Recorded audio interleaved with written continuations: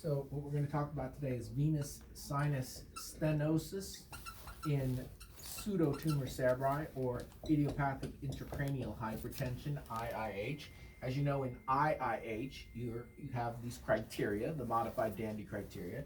Your symptoms can only be from increased intracranial pressure. Your signs, which are papilledema and sixth nerve palsy, can only be from increased intracranial pressure.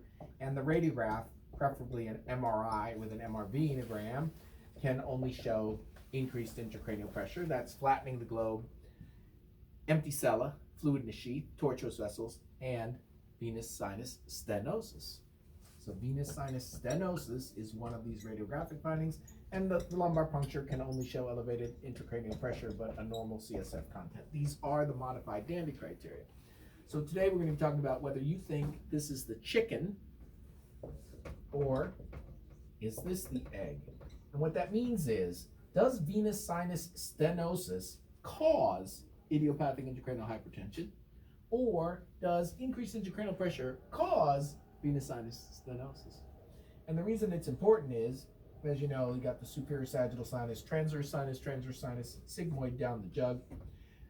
The most common location for the venous sinus stenosis is at the junction of the transverse sinus and the sigmoid sinus.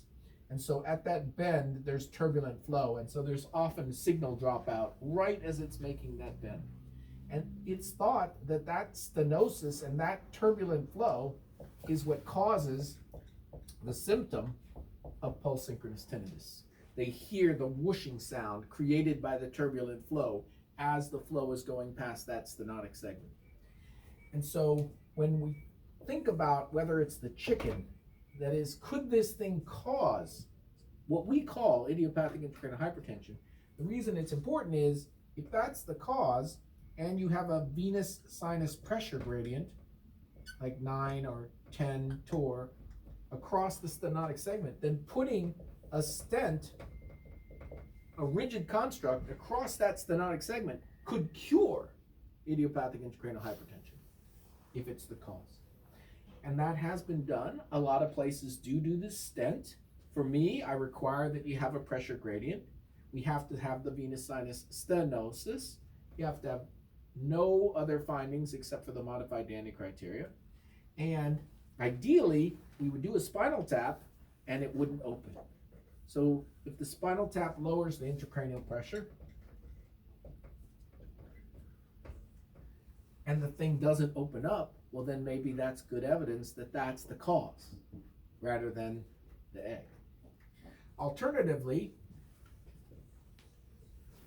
if the high pressure, increased intracranial pressure, presses on the compressible vein, and it just presses at the most accessible compressible part, the distal transverse sinus, then that means increased ICP causes venous sinus stenosis and not the other way around.